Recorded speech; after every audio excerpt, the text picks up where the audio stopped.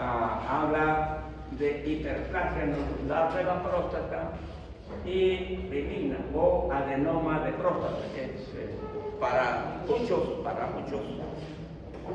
que trabajan, los urólogos, ¿no? Y sobre todo los anatomopatólogos, los que hacen la descripción, básicamente utilizan cualquiera de los nombres, pero el correcto es el adenoma, ¿ya?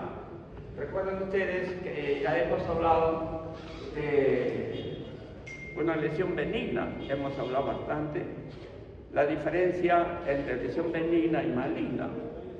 En el caso de los adenomas, muchos de los adenomas son encapsulados. Al son encapsulados, presentan toda la glándula rodeada de un tejido fibroconjuntivo y dentro de ello está desarrollándose las estructuras glandulares. ¿Hay lámina, doctora? Claro, por supuesto, doctora. Entonces, como les decía, los tumores, muchos tumores benignos, ¿no?, de estirpe epitelial glandular o estratificados cilíndricos son encapsulados. En la glándula mamaria, por ejemplo, en su etapa inicial, el adenoma es encapsulado. Entonces, es fácil su enucleación del tejido que lo está rodeando. Entonces, en el caso de la lámina, observen ustedes grandes espacios aparentemente vacíos. Cada uno de estos espacios corresponde a una glándula, ¿no? Por eso la estructura glandular, la hiperplasia, se debe al incremento de células de revestimiento. Una próstata o una glándula normal de la próstata está revestido por un epitelio de tipo cilíndrico. Eso es normal. Pero en algún momento, por los diferentes factores que ustedes ya han escuchado y la expositora también ha dado los factores causales, esas células epiteliales se comienzan a dividir lenta y progresivamente. No es que se desarrollen de forma integral. Entonces, al desarrollar el incremento de glándulas, va acompañado también de un problema del estómago. En todo tumor benigno o maligno hay parénquima y el estroma. El parénquima es la célula que se está replicando lenta y progresivamente. El estroma, en este caso de la glándula, es un estroma de carácter fibromuscular. ¿Por qué término fibromuscular? Porque hay presencia de músculo liso. Un poquito de aumento, doctora, ¿se ve? Entonces, nuevamente, si yo hago mi lectura, a ver, los exámenes anatomopatológicos o los resultados desde el punto de vista de la biopsia deben ser corto, claro y preciso. No es ampuloso, corto, preciso, demostrando las células o el tejido comprometido. Entonces, yo digo normalmente, en la estructura glandular hemos visto varias formaciones de carácter nodular. A mayor aumento, esas estructuras, como esta por ejemplo, y como esta por ejemplo, ¿no? ¿Cuál es el parénquima? El epitelio de revestimiento. Este epitelio que en algún momento puede crecer y dando estructuras papilares hacia la luz de la glándula. Bien, ¿qué otro elemento encuentro dentro de la glándula? Estas formaciones que se le da la denominación cuerpos amiláceos. Los cuerpos amiláceos en algunos momentos pueden calcificarse. Repito nuevamente, el parénquima, epitelio normal, epitelio cilíndrico, con proyecciones papilares y dentro de la luz cuerpos amiláceos. Por fuera, el estroma.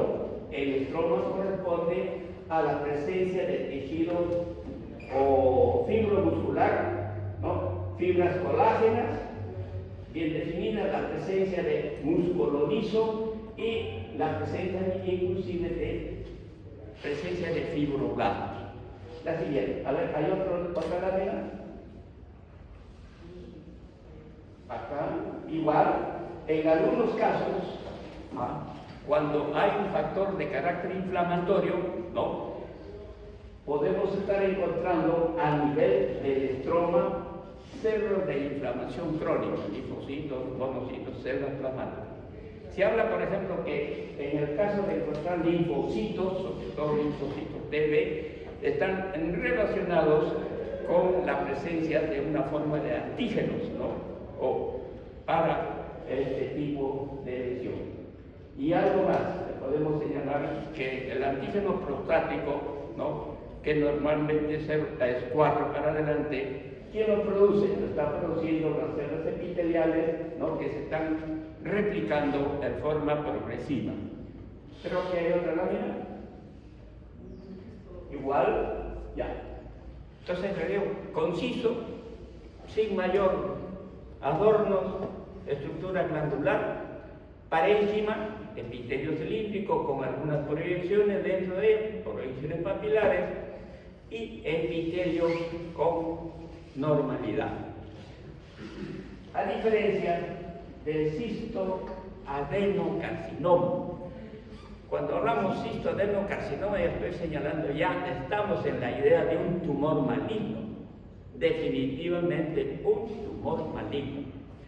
Imagínense el récord que ha tenido que avanzar desde una pequeña lesión, que puede ser un cistoadenocarcinoma, cistoadenoma mucinoso, cistoadenoma mucinoso, tumor benigno que se está creciendo pequeños milímetros. Recuerden, creo que hemos conversado sobre esto, cómo es que se desarrolla el problema de este caso. En el proceso de la evolución y la maduración del folículo de Graf comienza con el ovocito rodeada de células epiteliales. Ese ovocito en su trayecto llega hasta la altura del folículo de Graf, muy bien, pero el folículo de Graf en el 14 días se produce la eclosión y se libera, se rompe. Entonces, ¿qué pasa? Si se rompe no hay ningún problema, todo el líquido que está rodeando al folículo se hace su evacuación, pero en muchos casos desde que ese folículo no se rompe, no hay explosión del folículo del ovocito. Muy bien, al quedarse cerrado van incrementando de líquido a partir de las células epiteliales que les está rodeando. El ovocito entra a la fase de degeneración y el quiste sigue creciendo hasta las imágenes que les presenté yo en teoría, que pueden remedar a un pseudo embarazo. Eso se ha discutido. Mire, inclusive en la práctica del cistoadenoma. Acá no, pues, acá ya ese problema ya llegó a su límite por algunos factores que ustedes también han descrito, factores de carácter hormonal, factores de carácter interno. Esas células que se están desarrollando han sido tocadas, entre comillas, no es entre comillas, han sido tocados en su aparato genético. Y entonces, al ser tocado en su aparato genético, ese ya no tiene vuelta hacia atrás. Se sigue replicando, dando lugar a unas masas tumorales como en este caso, que fue. Pues ya hemos dicho que en un tumor maligno existen protoncógenes, antioncógenes y genes inclusive que tratan de regular, entre comillas, ese aparato genético normal. Y hay células, los genes que también están comprometidos en el proceso de la muerte celular. Por un lado hay crecimiento de las células tumorales y por otro lado también hay muerte de las células.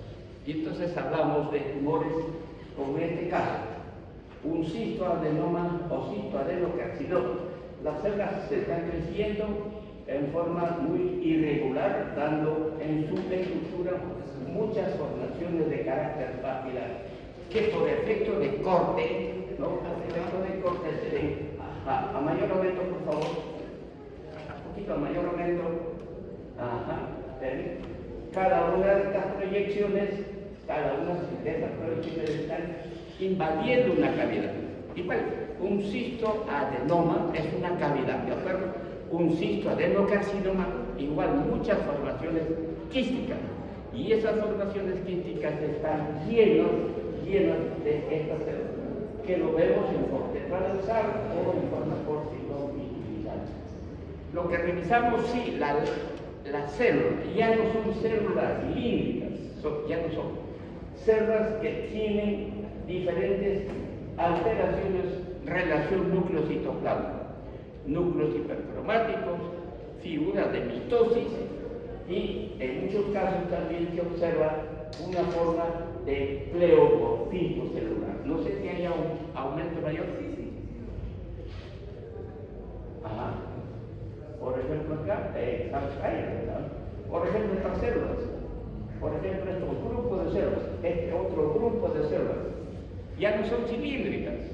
Entonces células, repito, que tienen marcado pleomorfismo celular, núcleos hipercromáticos y figuras de mitosis. Entonces, ¿qué hago yo en mi lámina? ¿Qué debo responder en el examen? En la lámina se reconoce unos cortes transversales y cortes longitudinales de estructura glandular que corresponde al ovario. Estas células presentan en muchos sectores núcleos hipercromáticos, núcleos tamaño y forma diferente, figuras de mitosis y lo que nosotros estamos señalando pleomorfismos acá. Células fusiformes y en otro momento células de aspecto redondeado. No tengo más que decir. Hago mi informe, un cisto adenocarcinoma seroso, ojo, seroso, dice la lámina. ¿Por qué? Porque su célula, acá se ve el informe, seroso, las células son muchos se tiñen de un color eosinófilo mucho más denso, que a diferencia del mucinoso, el mucinoso es de citoplasma claro. ¿Sí? Acá se ve también cortes transversales, igual, cortes transversales de células anaplásticas.